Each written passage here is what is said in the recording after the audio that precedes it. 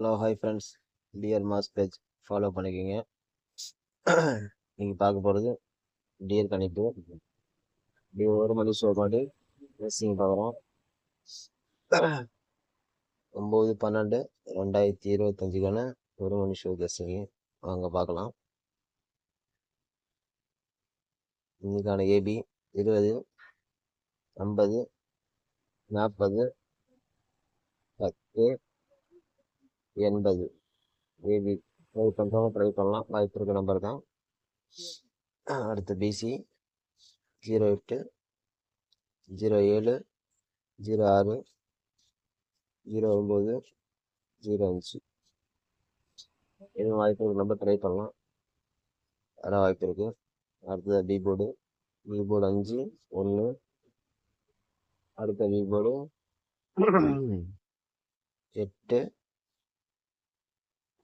6. Okay.